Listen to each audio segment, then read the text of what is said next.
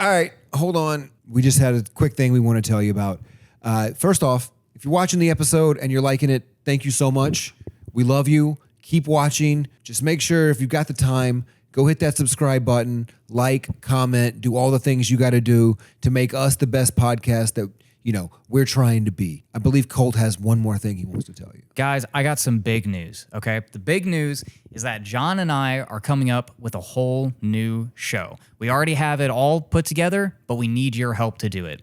The name of the show is Who's Your Tammy, where we're going to have you guys, our loyal fans, write into the show. Tell us about your crazy childhoods, you know, good and bad. What'd your parents do? Did they not feed you? Did they feed you too much? You know, did you have good Christmases, bad Christmases? Tell us all about it.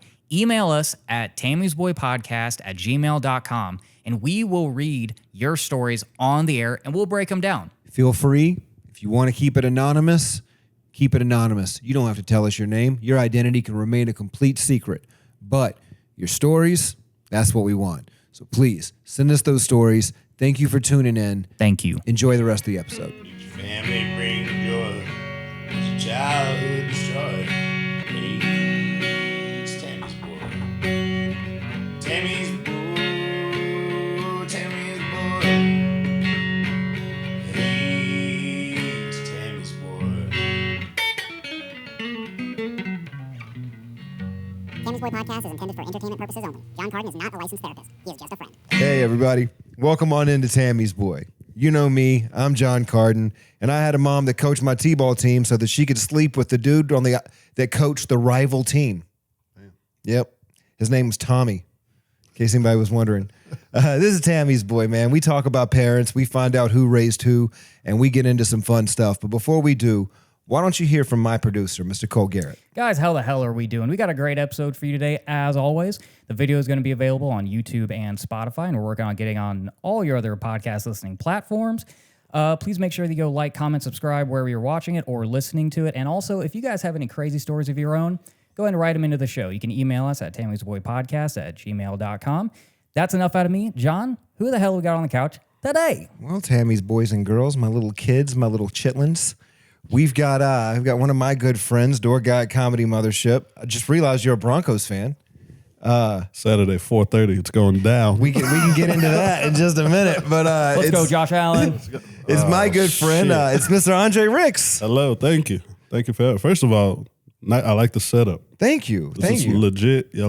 This is for sure professional. Oh, thank you, man. Everyone's been extremely complimentary of that, and that's all him, dude. That's This is great. I got a great partner. What can I say? Look at him, dude. A little effort goes a long way. Yeah, it does. It really does. Yeah, it's the little things, and he does a great job at that. How did you become a Broncos fan? I was born in Denver, so you just you didn't grow up in Denver, did you? I did not grow up in Denver. So I grew up in Texas most of my life, but my dad was in the Air Force, so he was stationed in Denver. Met my mom in Denver. She had me, and then he got stationed to Goodfellow Air Force Base in San Angelo. Oh, so when I was about 1 year old, I moved. But you can't change where you're from. You can't change where you're born. Can't change that. And when I started watching football, it was like the '96 Broncos. It was Elway, Terrell Davis. They were winning. I was like, I got a connection. Was McCaffrey on those teams? McCaffrey. Was that Ed McCaffrey? Yeah, Ed McCaffrey. Ed McCaffrey. Yeah. I distinctly remember that Super Bowl with Elway. Tremendous. Packers? It was Packers and Falcons. Packers and Falcons, yeah. I remember those Super Bowls. That's like when I started getting into football, too. For me, it was like 95. My dad was a Steelers fan. Okay. And I started pulling, I think it was 94 maybe. And I started pulling for the Cowboys just to bust my dad's chops. And then my mom met her third husband, and he was Carolina had just gotten a team. Okay. It was 95. Carolina, 95, 96. Carolina literally just became an expansion team. And he was like, we got the Carolina Panthers now. And I've been sad since. You been a Panthers fan? Ever since. They had a chance this year. You know what? It was nice. It wasn't bad. It was. I'm hopeful. I'm more hopeful about the future now than I have been since Cam left. Yeah. In 10 years, right? Yeah. Actually, our third Super Bowl was against the Panthers. I remember Cam didn't dive on the ball. Yeah, I just watched that game again, and I will never watch that game again for the rest of my fucking life. I mean, I understand why. It's probably the second most heartbroken I've ever been, and I've been divorced 3 times. I mean, it doesn't end well. And I was watching Cam. I replayed it like 3-4 times, and I think he gave up. I think he was tired of getting hit because it was in the fourth quarter. Yeah, but also a fun stat for that year before we get into the pod, okay? Because now people are finding out, okay, I'm a football nerd. Also, by this time, it'll be probably about a month after the Bills-Broncos game, so we'll see. This will be a show after? We'll show after. So. Okay, sorry about that, Bills fans. But the crazy stat is no quarterback has ever been had less penalties for roughing the passer against them for drop back ratio than Cam Newton. No, he's had the least amount of roughing the passer penalties. There was one year, like the 2015 MVP season, he got hit. I think it was an ungodly amount. It was like over like 220 times, and no roughing. And there was only one roughing the passer penalty all season. And so he was kind of a victim of his own size and his own success in a way, where he wouldn't get the calls that Aaron Rodgers, Matt Stafford, all those guys would get for roughing the passer because he's 6'5", 265. He don't fall as easy. Yeah. It don't look. I don't think it looks as bad. It doesn't look the same. But he's getting hit. Yeah, and he's getting hit by dudes that are 6'6", 290. Yeah. But it don't look as bad because he's so big. Mm-hmm. So little dude getting hit is flopping. It's like absolutely head getting snapped back, but he's like Pat Mahomes. He'll get all the calls. Yeah, flopping. Well, but sorry to bring that up. No, honestly, we tend to have kind of different intros for everybody. This has been ESPN TB, ESPN Tammy's Boy. Thank you guys for tuning in to that segment. Yeah, a little late on the coverage, but we're still here. We're here. Listen, I'll dissect the 2015 Carolina Panthers till the day I die, dude. John is very hard to get a hold of whenever the Panthers are playing, though. I'll say that. I text him all the time. I even encourage him, and I'm a Saints fan. Hard to get a hold of, you said? He's hard to get a hold of. Brother, when the Carolina's playing, I'm excommunicado. Yeah, you got to be locked in. Yeah, I'm in John Wick 3. I'll tell you one other thing about that 2015 season. Y'all had like the easiest schedule going into that Super Bowl, and then we ended up being like this year, which is like very tough for us. Like we grinded out a lot of games. We were 15-1 that year too. No, I know, but we're also, like I'm saying, the schedule was. Also, Cam Newton won the MVP with Devin Funchess as his number one receiver. Look, y'all put up numbers, but when y'all played a defense that was like, I know, tough. I know, and our defense, that was like there was arthritic old Peyton Manning too. It was so hard to lose to him. Y'all should have won. Because I know, because he had to have, like, I don't know if you know this, after those games, he had to have like a squire, like a knight. Oh, help him up? Yeah, help him up and like undress him. Wow. And he couldn't raise up his arms after the neck surgery. Like a squire from Fallout. He carrying around his stuff. Yeah, pretty much. It was that. Like he had to like take off his jersey, undo his shoulder pads, and like. Oh, he was done. After the game, there was nothing he could do. He was just old. Also, he broke his fucking neck. Yeah, unbelievable to come back and. Right, and win a Super Bowl? That's how much he would refuse to let his little brother get to 2 Super Bowls, win one of them. Right? Yeah. But that's the power of a sibling rivalry. Yeah. Right there. I will come back from a broken neck before I let my brother have more Super Bowls than me. Yeah. I was thinking, you, Eli. You see Peyton win it. This is in the game. You see Peyton win the Super Bowl, and then you see Eli not really clapping. Yeah. He's just like, yeah. Everybody else is like, ah. Eli's like, man, fuck. I know. I used to have that over him. I had it. Yeah. but I'll help you with the segue. My dad was a Broncos fan too. Oh, okay. So he's from Detroit. So that made it easy for you to pull for the Broncos growing up. Yeah, because he lived in Denver. He loves Denver, and but he's from Detroit, so he's a Lions fan at heart, but he loves the Broncos. So you grew up with a military dad. Yeah. But I didn't really travel with him because my parents got divorced. Okay. So really, I went from it was called Fitzsimmons Army Base in Aurora, actually, not Denver, but Aurora, Colorado, to Goodfellow. That was the only transfer I ever did. But I was like one years old. So, okay. And then we left San Angelo with my mom and my sister. Maybe when I was like 5, 6. And that's when they divorced when you were like 5 or 6? Something like that. Yeah. Is that when you went to Lubbock? So it goes from Aurora to San Angelo. I'm there till about 5 or 6. They get divorced. We go to Tampa, Florida with my mom because my mom used to chase jobs. She was like a career climbing. Oh, okay. Wherever the promotion was, she'd go for the promotion. What did she do? She did HR for like 30 years. She just retired late last year. Oh, wow. Yeah. So she would always go for the next career lady. You know what I'm saying? You didn't get the birds and the bees talk. You got a sexual assault seminar. I didn't get no. My mom's sex talk was make sure you use a condom. Gee, thanks, Mom. There was no real. Nah, I never had a sex talk. So she was in HR, so she was moving around. So they got divorced. She found a job in Tampa. We go to Tampa. I think we were in Tampa for like a year. Are you visiting your dad during that time? More like he's coming down. Okay. Because I think he went from San Angelo to Biloxi, Mississippi. Okay. So he's not too far from Florida because we're in Tampa. Dude, so he'll come down. The Air Force sent your dad to the shittiest bases. I don't know what the situation was. He pissed somebody off. He also did like Korea, England. Okay. He was in Austin for a little bit. Well, you said this was like at the end of his career, right? This was these are like the last like 5 years. So I don't know if he's just trying to chill and like get to the 20. Stay out the bullshit. Like. Yeah. What did he do in the Air Force? Do you remember? He was in like audio visual, like working on planes, working on kind of like tech shit. Okay. Because he went to a technical high school, Cass Tech in Detroit. Shout out Detroit. But Cass Tech High School was a technical high school, so he got into like all that kind of electric, putting shit together type. Yeah. And then got into the Air Force and did audio visual type stuff. Do you remember what life was like with your parents together? I don't remember. Can't remember a time I've ever seen my parents in a room together. Oh wow! And so when they split up, it was pretty much excommunicado. Like they didn't. They're still cool, but it's not like we don't. You know what I'm saying? My dad don't go. But did they like sit together at the graduation and stuff like that, or like separate? I can't remember that. And I want to say my mom was in Lubbock when I graduated, but I don't know if they ever got into the same. That might have been the only room they were in together, but I don't think they sat together.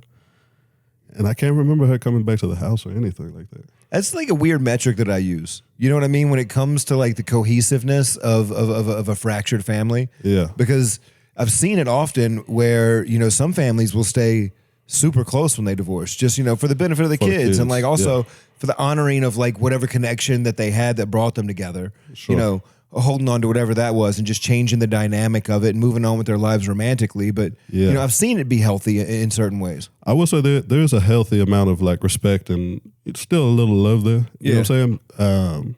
You know, if it's my dad's birthday, my mom would be like, you know, tell Greg I say happy birthday. That's nice. So it's still a lot of that.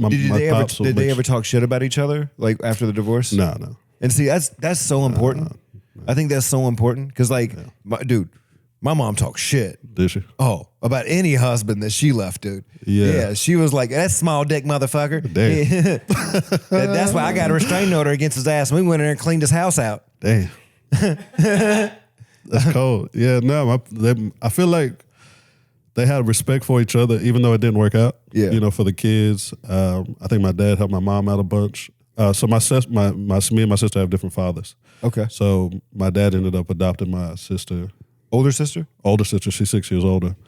And I think they just kind of helped each other out. I think the personalities just didn't match, and that's why it didn't work out. But I don't think they ever really hated each other. That's dope. I think there was a lot of mutual respect there. It's always good to hear, man. It's good to hear that people actually have that, you know, respect and responsibility of realizing that you still have to co-parent together after a long period of time. Yeah. You know, I've had issues with my ex, you know, where she's told them things that. Yeah, I hear a lot of stories like that. Yeah, where it's like, they probably didn't need to know that yet. You know what I mean? Let me tell them that in time. Just kind of spitting venom in there. And here's the thing. It's like, I believe in telling the truth. I do. But also, I believe in telling the truth to a child when a child's ready to handle it. Sure. And that it's a hard time. It's a hard line, right? It's to know when that time is. But, you know, there's certain times where, like, especially, you know, my ex would tell them things and it felt weaponized. Yeah. It felt like you're telling them this to change the narrative of what they think of me, rather than to actually be honest. What kind of shit would she say? Oh, just stuff like from my past. You know what I mean? Like, I'll just bring up. Got arrested when I was 18 for trying weed. To make it look bad. Yeah, stuff like that. Well, your dad's been arrested, and like my kids. Yeah, I was 18 years old in West Virginia with literally crumbs of weed in my backseat. Yeah. And come on, You know what I mean? She don't say that part. That sounds part's not mentioned. So like he was El And that's- Chapo in this one. And here's the thing: I've ran learned that people do that because they have to make themselves feel better about the choices and the decisions they're making and the behavior that they're exhibiting. It comes from insecurities. It comes from a lot of different things, right? Sure. I don't always think it's malicious. I think it's survival, and I think people that do something like that sometimes it's coming down more to like they're feeling the need to survive, and they're not living. And if you're living and you're making cognitive choices and you're thinking about the consequences of your words and your actions, but when you're surviving, your words and your actions are inconsequential to the fact that you just need to survive. Sure. To me, it feels more like an ego thing. Potentially, yeah. I need to be liked. I need you to like me. I need to win this competition. I need I need the approval. And that's another thing that I've noticed that I've seen sick people do, where it's like, I need you, or sick parents rather. Yeah. Where it's, I need you to like me so much I need to win this. that I can't parent you. Oh, what do you Like mean? trying to be your friend instead of be your parent. Absolutely. Yeah. Where it's like, I've become your friend so much. Do you ever watch the show Landman by any chance? Is that the Billy Bob movie? Yeah. Have you watched I it? think I watched the first season or two. Okay. Well, His kids are wild. Yeah, his kids are wild, right? But like the dynamic between the mom and the daughter is kind of like Right, friendship. it's friendship. Yeah. But it makes it extremely hard to hold your kid to consequences because they see you as an equal. Sure. And that it's just that makes it tough. I think personally, and I could be wrong. I mean, I'm sure there's plenty of relationships where parents are like friends to their kids, but I'm also talking about more like raising them too, and like as they're growing up. Yeah. It's like you've got to be at all times. You got to be mom and dad. Yeah, that's what I had. Well, it's like on that topic with your parents, how was their disciplining between the two? Like, was there definitely one that was like, I would much rather get chewed out by dad than mom, or? Nah, because my mom's a fighter and my dad's, he was, from the military. So it's like disciplinary. You're getting disciplined somehow. Right. You know what I'm saying? I knew not to mess with my mom because I saw my sister and my mom get in a fight, and like a fist fight. Oh. And so I was like, okay, mom's not to be fucked with. That's not really. Mom will beat the shit out of me. I'm a kind of chill at the house. And then, hey mom, I'm gonna get a TV dinner and just go watch watch Fresh Prince. I'm cool with Y'all Tom. have Mom, a good day. Do you need any help with anything? Yeah, I'm cool with Tom and Jerry. I'm gonna be over here. But yeah, I saw that and I was like, okay. And then my sister ended up getting kicked out the house. And then so when I moved with my dad, I remember one time there was like Lubbock is dusty. I don't know if you've been to Lubbock, but Lubbock is dusty. And so one of the cars had like a bunch of dust on it, and I was like writing something in the dust on the back of the car. And my dad snatched me up like quick by the shoulders. And he was like, what the hell are you doing to my car? And I was shook. I was shook. But I got spankings from both of them. Yeah, it was just the discipline. Do you remember the last time you got spanked? The last time I got spanked. I don't remember the last time. I remember the last two funny times though. Okay. Because my mom used to try to spank us with a switch. And one of the last times she spanked me, she told me to go get a switch. And so I went and got a switch. But as soon as she started hitting me, the switch kept breaking and we just started laughing. Power. And then there was one time, I forget what I did, but she had to go to the airport to get something, but she was going to whip me when I got back from the airport. So before we went to the airport, I put on like 3 pairs of pants, and then she came back and said, go get a belt. And I got the fattest belt I could, just the thickest, not, because the skinny ones hurt. Oh, way worse. Yeah. I got the thickest like plastic leather belt that. Yeah. Like fashion. Yeah. Like a Chanel belt. It's useless. Useless belt. And No weight to it. That was funny to me. But yeah, those are the only 2 times I remember getting spanked. But that's how my parents discipline. They ground you, spank you, take away your privileges. Not a lot of buddy shit. I've learned one of the things that I've done a lot of research on recently is the difference between discipline and punishment. Okay. And discipline, I think, is corrective. Sure. And punishment, I think, it can be corrective, but it's more about creating, this Like a fear? the fear. Yeah. Yeah, it's more fear related, right? And I think that discipline doesn't need to be something that you're scared of. Sure. I think for it to be, productive and for it to matter, maybe it shouldn't be. You know what I mean? And I can see maybe that. we should look at discipline like it's love, because it is. Do you think punishment should be attached to the... I think that there are times where punishment needs to be, punishment's necessary. Yeah. But more often, discipline is necessary. And discipline is the path away from punishment. Discipline isn't a path towards punishment. Yeah. I can see that. I think a lot of people too mix those two together. Yeah, Like punishment for sure. is discipline. No, you don't have to Yeah. punish yourself to discipline yourself. Yeah. And that was what I started learning about when I learned about self-love. And how to actually honor myself and take care of myself. Was that I'm not punishing myself by getting up and going to the gym. I'm maintaining discipline so that my mood is better, so that I have more energy, so that I feel better. Right. All those things. Like, I never thought about it till you just said that. and discipline is for me. I read that it's in a book over there, but it said discipline is the greatest, the most difficult form of self-love. The title of the book. It's not the title of the fucking book, Cole. I think the book. Honestly, I think the book is The Art of Love. If I'm being honest, or maybe The Way of Love. It's over there. How do you deal with your children? So, You punish them? I believe in consequences. Consequences for actions, and Right. To me, that's what the punishment is. It's the consequence of your actions. I think discipline can also be a consequence.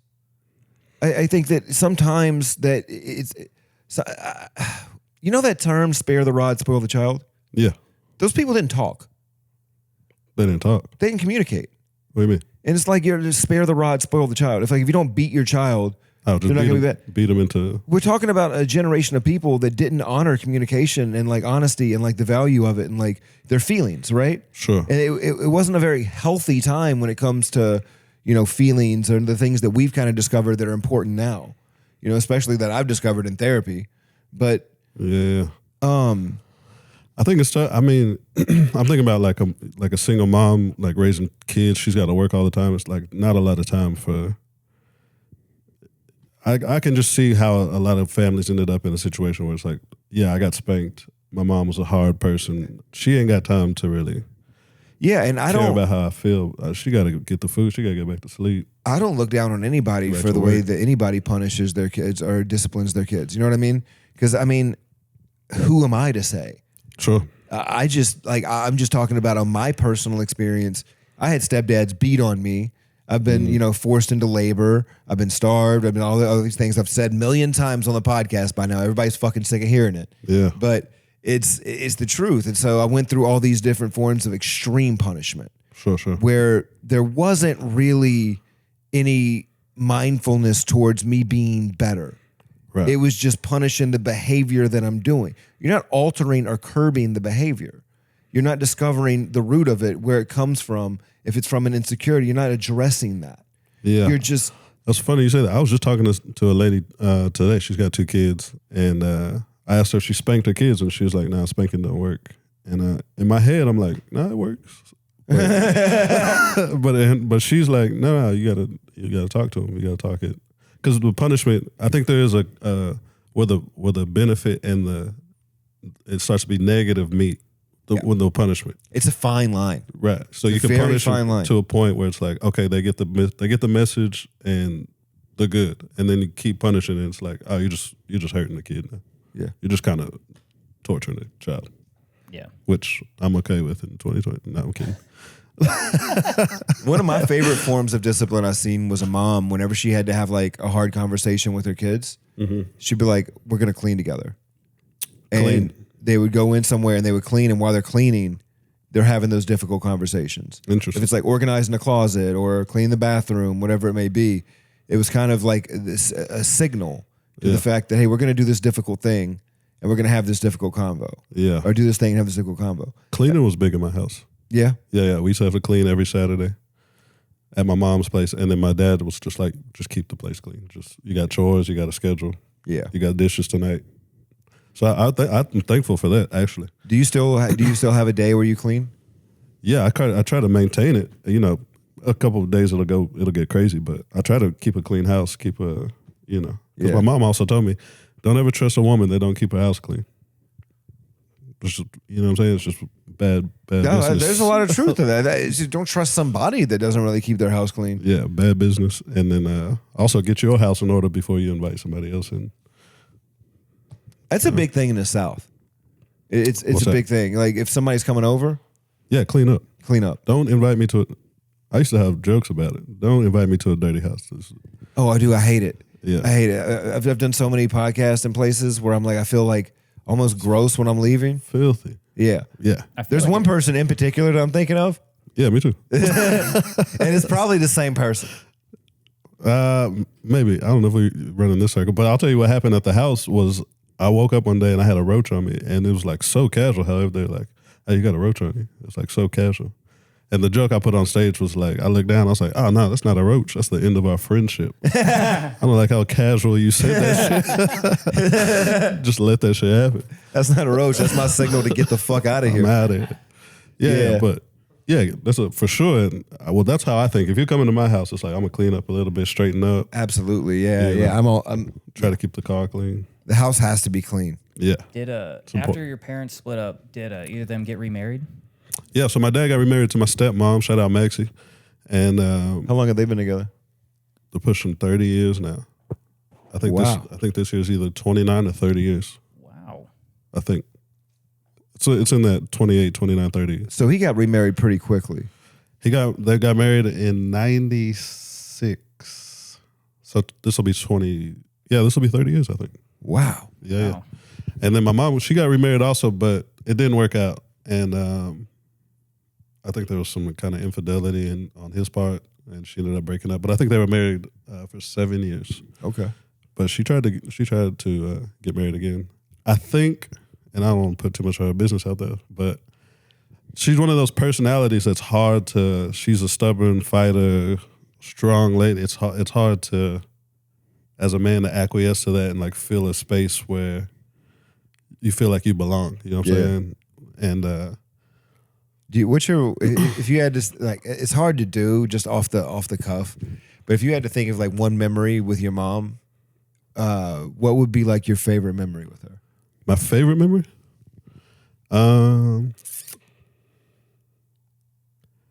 we did the Taste of Chicago and the 4th of July in Chicago, watching the fireworks, walking around the little festival, Yeah. eating food. She was living out in, I think she was living in like Gary, Indiana, somewhere close. She wasn't in Chicago proper, but she was like close enough to drive to work. And I went up there to visit her. Your mom works in some shitholes. So she Gary, Indiana needs HR. no, she worked in Chicago. Oh, she worked in Chicago. Okay. She worked in Chicago there was a prison out there she worked in. So she did HR in a prison? She did. I think she was doing corrections at the prison for a second there. Oh, okay. Yeah. And She is tough. not to be fucked with though. Yeah. Grew up fighting for her cousins, fighting in school. I get why you were scared of her now. Yeah. It's not. No, she would threaten, but I think it's for me. It's like since I'm the baby and I was funny. Also, I was like kind of just teasing and being a smart ass. Like Yeah. she'll let a lot of things slide. So she wouldn't really put hands on me, but. My sister was a little more stubborn like her, so it was like, oh no, I gotta set this little chick straight. You know what I mean? But me, I got the jokes. I'm messing with you. No, I'm just kidding. You know, say she throw something at me.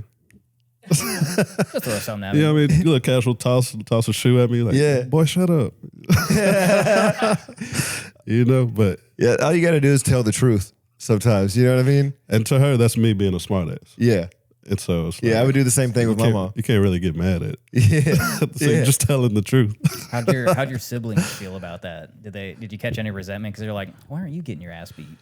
No, my sister.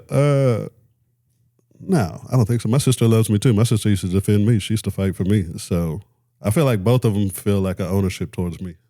You know what I mean? Like they make sure I'm good, take care of me. Do you just have the one sister? Yeah, just the one sister. I got step brothers and sisters. I'm not super close with. I know them, but we're not super close. But as far as like kind of growing up with my sister from another father, same mom. Right. Does she have a relationship with her dad? Her dad passed away maybe 7, 8 years ago. Okay. I think he had cirrhosis of the liver, some kind of cancer or something like that. But yeah, he passed away. Dude, cirrhosis acts quick. It's crazy. does. I saw somebody diagnosed like literally 30 days later. Gone. Go. I had a uncle, my mom's brother, Uncle Bobby. He got diagnosed with like some kind of intestine cancer, and I think 6 months later he was out. Yeah. I mean, it was pretty fast. But Yeah, yeah. So do you talk to your mom all the time? no, not all the time. So I'm like I'll disappear on people. Okay. You know, I'll check in, you know, just to be, hey, how y'all doing? You know, but I'll end up going months without talking to my parents. It seems like they raised you not to be very codependent on them and to be kind of independent. At all. I mean, just watching their actions is like my mom's going after her career, so she's doing her thing. Yeah. My dad's got you know, he did his career, now he's focused on his wife, you know, making sure she's good. He's focused on that. And then, you know, if I used to ask him a question, he'd be like, look it up, figure it out, type energy. So it's like, yeah, it's always been on me to go like figure it out, make it happen. Never push me to do anything, never like force me into, you know how like immigrant kids are like, lawyer, doctor, et cetera. None of that. It was just like, go do what you want to do, be happy, be free. And where did your dad grow up? He grew up in Detroit, Michigan. And what about mom? Mom between Albuquerque and Denver. Oh, okay. Yeah. Albuquerque's a crazy place. It's a wild little city. Yeah, it's a wild ass city. Yeah, I think it's gotten worse over the years, but yeah, she did some high school out there, and I think she did some high school in Denver also. Do you ever like just go back to Denver because you like the city? Yeah, I was in Denver maybe 4 months ago. I was out there, saw my sister. It's a really cool city. I like it. I was thinking about moving. I'm thinking about moving, and Denver's on the list. Houston was on the list. Seattle was on the list. When it comes to comedy, Denver has probably, arguably, the best club in the country. What, Comedy Works? Comedy Works downtown. Yeah, downtown one. I mean, Yeah, it's a you nice can't, room. you really can't compete with it. It's a nice room. It's You did Madison. Comedy on State? I think I asked Jay to do it in March. Okay, that's a nice one too. Yeah, so we'll Similar see. vibe too. Yeah, I've heard. Similar vibe. I've heard, and I mean, Comedy Works downtown. It's rock walls, low ceilings, just a literally laugh box.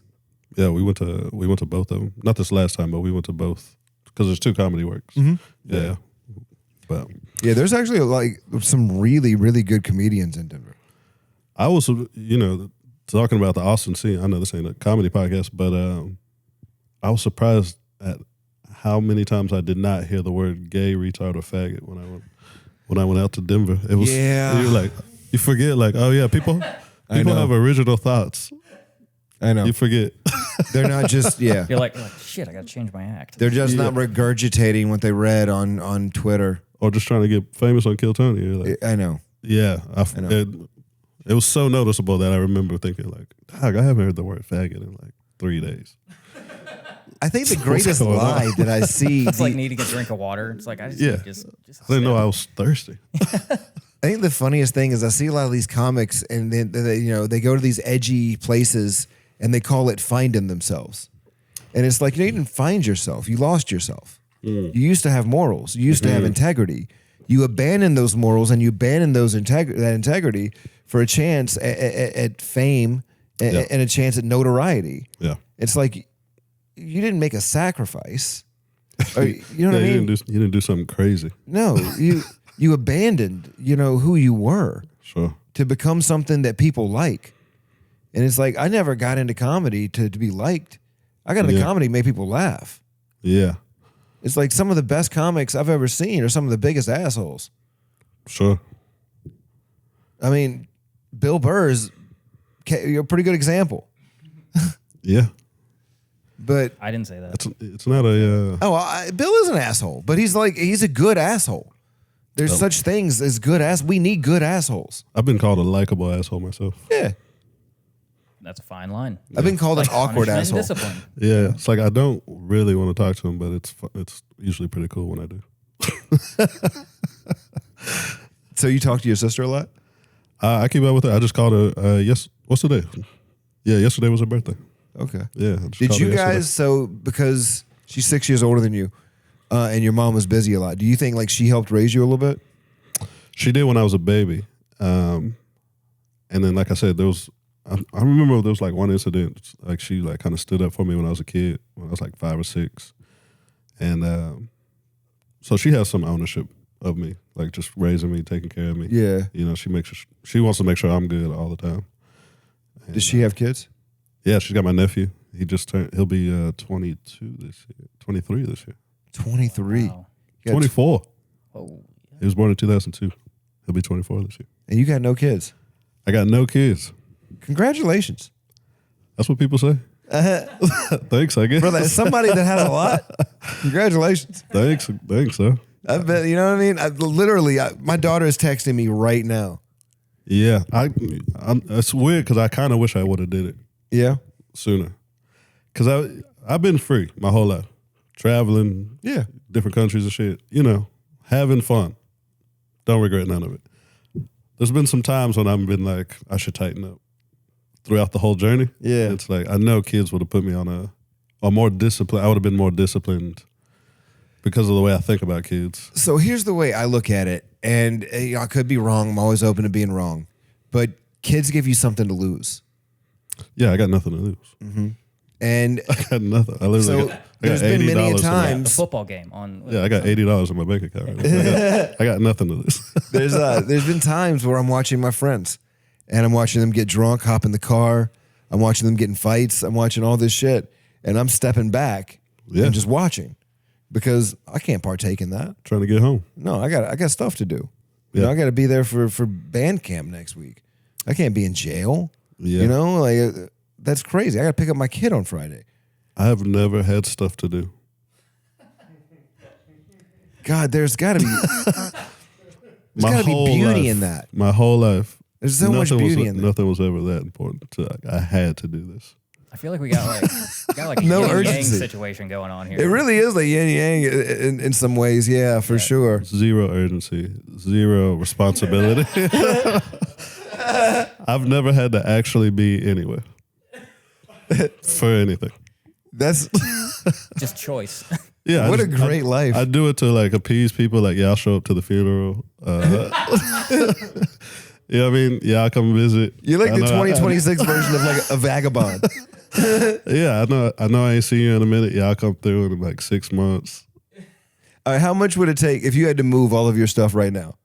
Could you do it in like a pickup truck, or would you need like? A small U-Haul. I actually just when I moved into Martin's place, I had I had left my 1-bedroom apartment, Okay, so I had like a bed. Yeah, I got like furniture. a TV stand. I got a TV. I've got a buddy that's kind of like you. That's like, you know, in his 30s, never really, you know, he's been in relationships, but never did anything to where, you know, he was going to get married and have kids.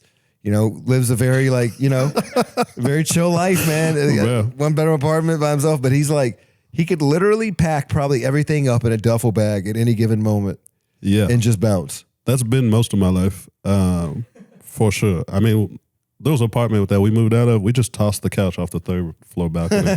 So I don't give a fuck about it. I mean, honestly, when I get rid of this couch, that's exactly what I'll do. Tossing it though. Yeah, it's going. You know how you get a drawer full of shit? It ends up like pins and Yep. Yes, you get I do, you get sir. that drawer and you're like, Yes, I oh, maybe there's something. As you're moving, you're like, maybe there's something I'll keep. We just all the drawers trash. Didn't even look at it, just trash. I don't want none of this. I don't care. I've never had to do anything actually. Would you ever live? Would you ever live in a commune, like No, but I lived in a van for a year and a half. the van? Very similar. Yeah, I did that. I was just telling somebody else a story today. I drove across the country during COVID, and I drove from Jersey to Austin to pick up the van. Took the van to Lubbock, fixed it up. I had a queen size bed in there. I had like a little stove to cook, a crock pot, solar panels, the whole shit. And then drove to LA. Where's the van now? And then drove back. I sold it. I Okay. cried. You cried? Yeah, You had a lot of good memories in that van. bro. Got me through a lot. It got me through COVID. Damn. Got me through the ice storm. I don't know if you remember the ice storm. I remember the ice storm. I was in Houston in the van for 3 days, parked, couldn't move. Wow. I didn't know I was gonna cry, but The shit, when he took it, he gave me the money and took it, and I was like, fuck. God, I love that. I was cleaning it out, getting sad and shit. Oh, I bet, dude. Fuck. You find a French fry from Nashville? Yeah. Just a week of memories in that fry.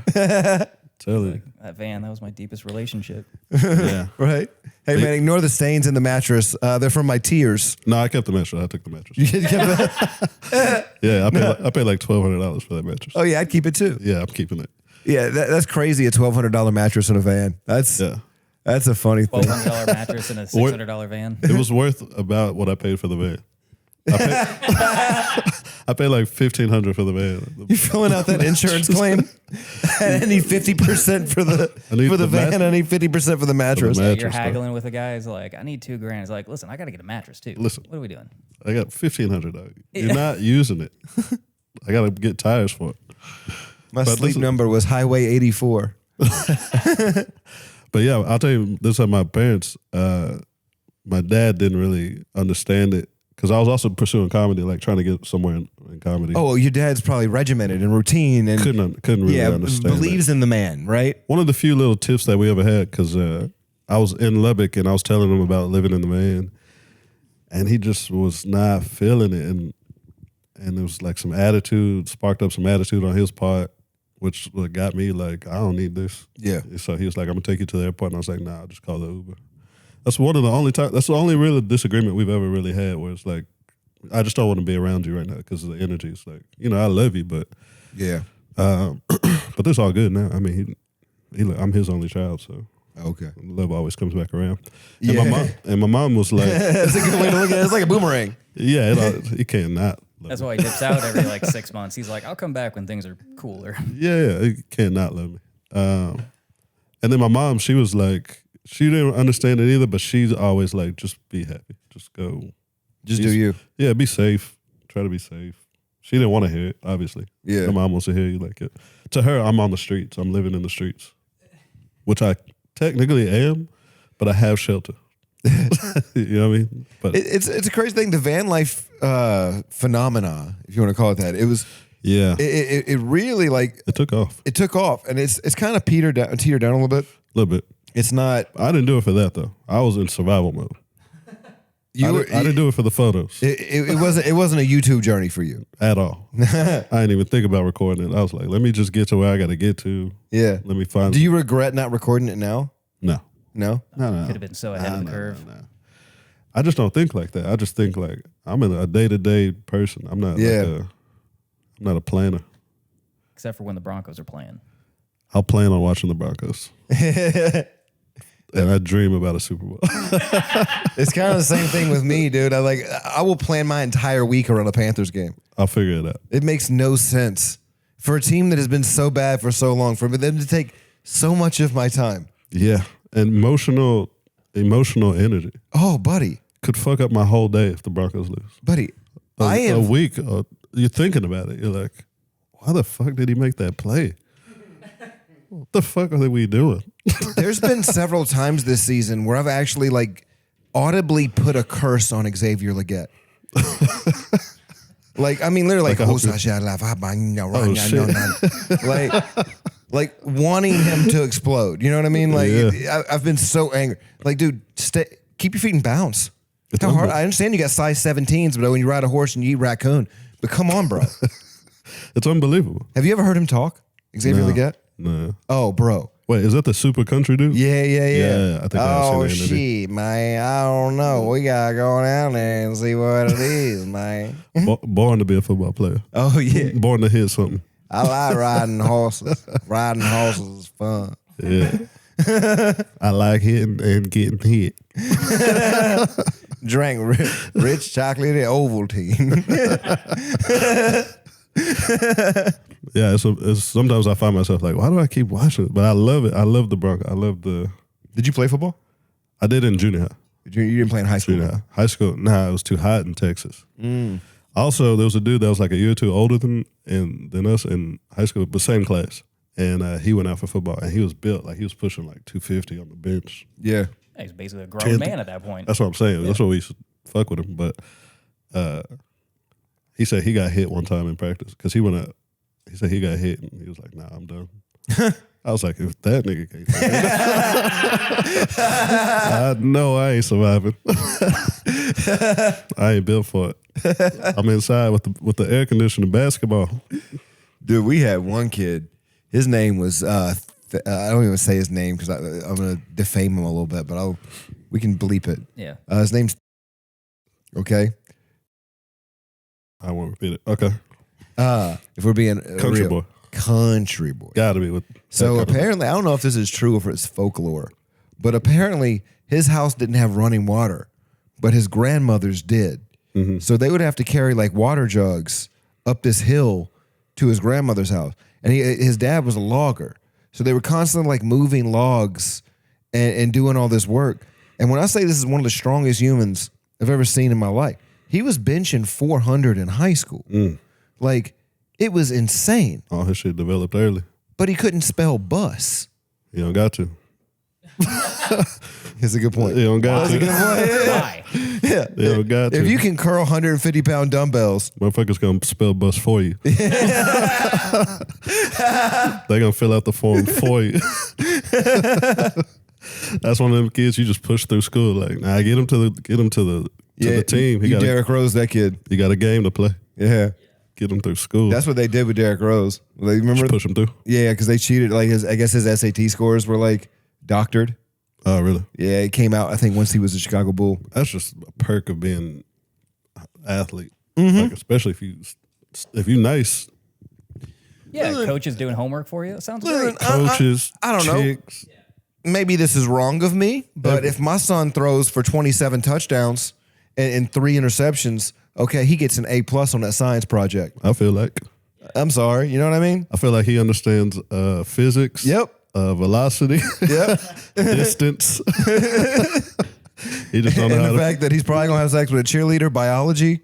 biology. He just don't know how to put that shit on paper. But you know what he doing. He's got it in the mental, dude. He's got it in the it's up there. He's a thinker. He's a thinker. He's not a writer. He's not a doer. He's not a doer. He's a thinker. He's a thinker. Thank you, man. Nah, for sure. Hell yeah, dude. I do. Yeah. I was gonna say because I was thinking about sports, but yeah, nobody ever pushed me to do nothing. But it would have been interesting to see. I think about what it would have looked like if my dad was like, "All right, we're gonna like Amara St. Brown." Yeah. His dad was like, On him. yeah.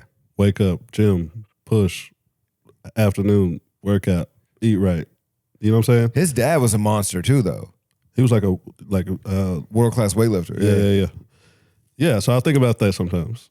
But just to give you an example, like how my parents were, it was like very hands-off, laissez-faire. Yeah. Don't fuck up my shit.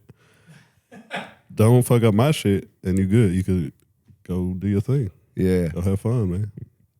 Which I appreciate. You know, I've been around the world. No kids, no respect. Like I said, I ain't never really had to be nowhere.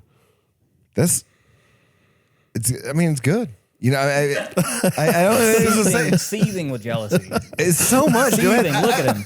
Seething. I've had responsibility since before I should have had responsibility. You know Yeah. what I mean? Like, I've had a full-time job since I was 9 years old. Damn. And, well, until I got hurt. And then we took some time off. The Army hurt me. I'm like, you guys can pay bills for a little bit. Oh, you did the Army? Yeah. How long was you? 3 years. Okay. I have a spinal cord injury from the Army, and they pay me for that. Nice. So that's like, I mean, not nice, but nice. hey, no, you know, it's Nice to okay. get a check. It's okay. It's cool to get a check. I'm not mad at it. Yeah. Yeah. It's like, I can still do this. Right. You still walking? I'm still walking. You good. I can still do stand up. Perfect. Yep.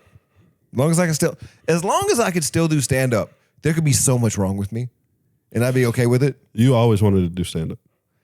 I don't think I've always wanted to be on stage. Really? I was acting when I was a kid. Like the first role I ever went out for was Willy Wonka and the Chocolate Factory, and I got Willy Wonka. First time I ever went, I got the Fuck lead. out of there. You were Willy Wonka. I was Willy Wonka. Ain't that a bitch? Isn't that crazy? A little white trash Willy Wonka. God damn. Look at my Oompa Loompas. Goddamn CEO sitting right next to me. Oh, That's man. what's up. Yeah, man. I was Willy Wonka for a little bit, and then but I've always wanted to be on stage. It wasn't just comedy. I loved comedy. Like I was growing up, Comic View, dude.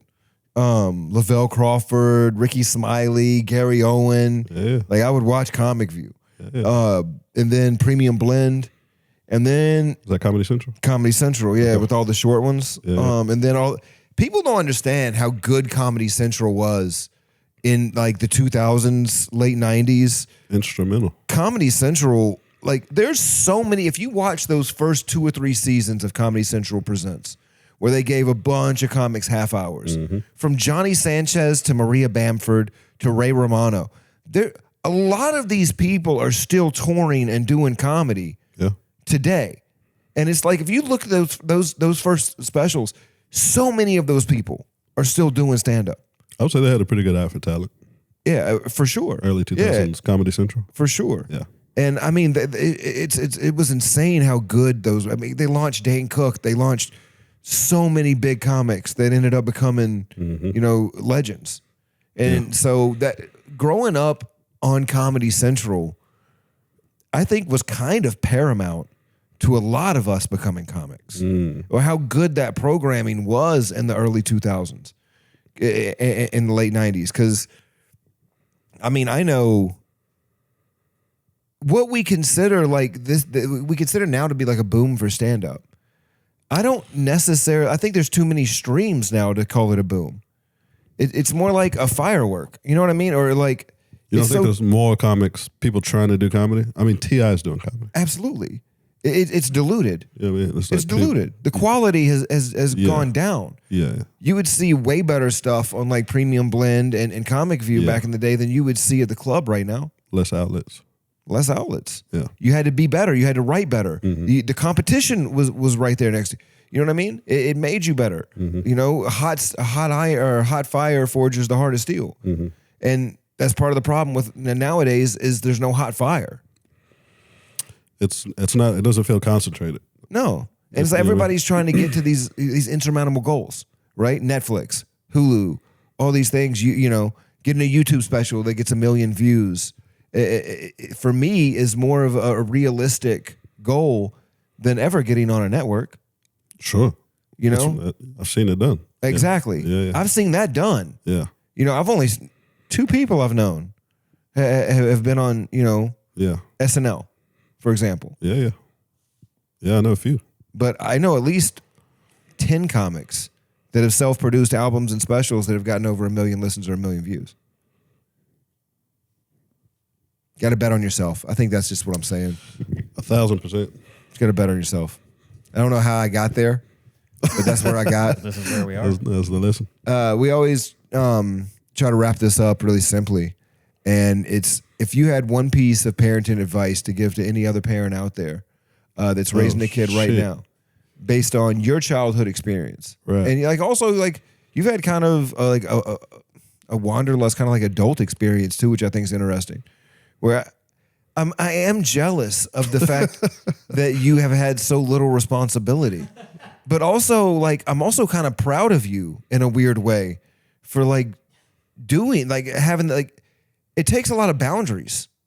You know what I mean? Like it takes a certain amount of like of self-love to commit to like apparently I don't know, I could be projecting, but it seems like this lifestyle has fulfilled you and brought you happiness, right? I mean, if I died today, I'd be happy. Exactly. For sure. And I think that's what I'm going off of is the fact that I see a happy person in front of me. I see somebody that's, traveled, seen the world, done things. And I'm an admiration of that. So yeah, but anyway, we always try to close this up. I don't know. Was I supposed to say thank you? I don't. You're welcome. Because to me, it feels like just what I'm supposed to do. You know what I mean? It's just it doesn't feel like you're not making any cognitive decision. No. You're just flowing, bro. No. Yeah. No thoughts. It's like I'm moving to Puerto Rico tomorrow. Dude, that's great. And did that.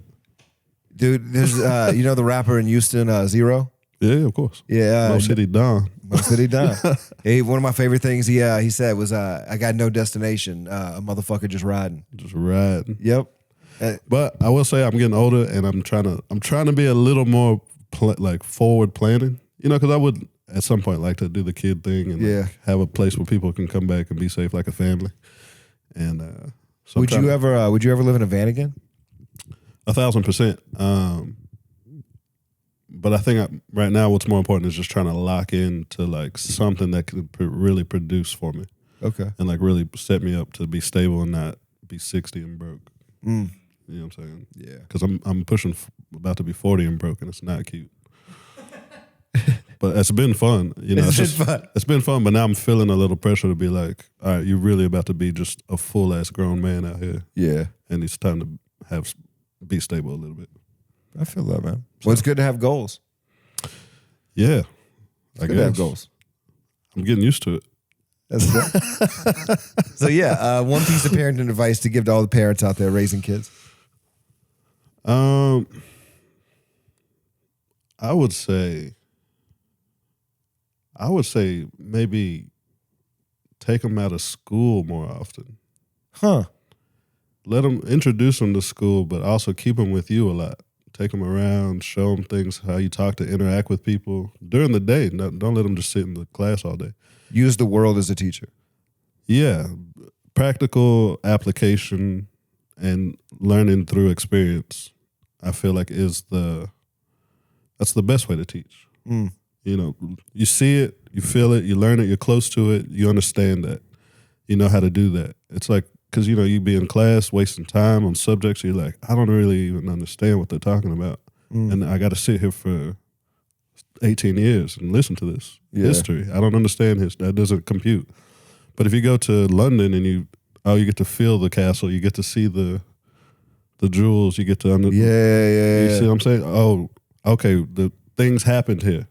This is old. It's funny that you said that because I can vividly remember walking around the Smithsonian and natural history museums and all that stuff with my dad, and I try to do that with my kids. Where I took my kids to the Cathedral of Junk. Have you been? Have you been? No. It's Is that here? Yeah, it's called the Cathedral of Junk. It's like this guy just built a huge thing out of trash in his backyard. Okay. And it's kind of cool. Yeah, it sounds cool. Yeah. It sounds awesome, actually. But you're right, and I completely agree with you. Where it's like experience is one of the greatest teachers because there's no replacement for it. Yeah. There is no replacement. You could see that in comedy, right? Experience. There's no replacement for somebody that is seasoned at stand-up versus somebody that is just starting. And you're a much more thorough person. There's so many documentaries that I've watched about successful people that are like, yeah, I dropped out of high school. And it's like, oh, you got so much experience not sitting in class that you learned how to, and you're such a thorough individual in your industry or your craft or you're knowledgeable. You know the ins and outs. And I think that's important. I think it's way more important than sitting in class for 8 hours a day, especially if your parents are able to take you to their job and you're able to see the crap, see what they do. Yeah. Okay, now I got practical. We got to open perspective. You got perspective. I've seen, maybe I don't do it, but I know how to move in the office. If my mom works in the office, I know how she moves. Yeah. I understand those politics. I think that's one of the greatest gifts that you can give a kid is perspective. I think so. I'm with you on that. I think so. Whatever happened to bring your kid to work day? I think it used to be a thing. I don't know, but shout out to the Latinos, dog, because they still doing this shit. I think that's called working. Yeah, that's called bring your kid against their will to work day. Bring the coworker to work. Manual labor. Yeah, I was living in Puerto Rico. There was, I think he came to do the electric or plumbing or something, but he had a kid with him, and I was like, yeah, the kid's learning. Yeah, the kid's learning a trade. If nothing else, he's gonna learn how to plumb. Yep. That's why I let my kid play Car Mechanic Simulator. Bro, Matt Armstrong. Look at Matt Armstrong on YouTube. Matt Armstrong? You like car shit? Oh yeah. He's building all kind of shit. He's big now. Cool. Yeah. Check it out. I'll send you some. Well, that's what I would say. Take them out of school. Take them with you around the world, around the city. You know, because I remember my dad taking me around museums, but I remember my dad interacting with people and seeing him interact with people and being like, oh, this is a nice dude. They like him. He's treating them right. They throw him a couple favors. You know what I'm saying? It's like you learn that. Basically like learning through experience. Learning through experience. Yeah. And keep the kid with you. Yeah. That's what I'm going to try to do anyways. If I have kids. I love they that. They ain't going to be in school too much. Would you homeschool? Yeah, that's what I'm talking about. Like, Man, keep them with you. Principal's office is not going to like you. Fuck it, that's my kid. I love how you're already defending him, dude. You're already a good dad. You ain't even had a kid yet, dude. You're already a better dad to me. I don't give a fuck what you like. That's my house. We're going to Cathedral Trash That's today. what we Not gonna doing. Tell me shit. You're getting Brother John practical, told me about practical knowledge out here. I love it, man. But yeah, Well, Tammy's boys, girls, thank you so much for tuning in. This has been another fun-filled episode of Tammy's Boy. Do me a favor, let them know where they can find you. Drayrix87 on all platforms. Yeah, that's about it. There you I go. don't post a lot, but I'm John. This has been another episode of our favorite fucking podcast in the whole. Keep doing what you're doing. Keep liking, keep subscribing, keep sharing, do all those things that you're doing, and we'll keep doing what we're doing, trying to be the best damn podcast on the planet. So yeah. thank you guys for tuning in. That's been Colt. I've been John. That's been Andre. Have a good day. peace. Did your family bring joy? Was your childhood destroyed? Hey, it's Tammy's boy. Is your mama alive? Did your daddy make you cry? Hey, it's Tammy's boy. Tammy's boy. Tammy's boy. Hey, it's Tammy's boy.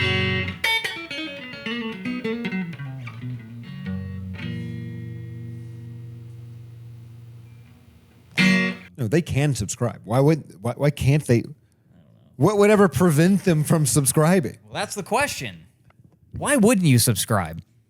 It's like, you know what I mean? Subscribe if you can. No, you can. You can. It's What? free, actually. People with nubs for arms can do it with their tongue, dude. You got this. You got this. I believe in you. We believe in you. Yeah. Subscribe.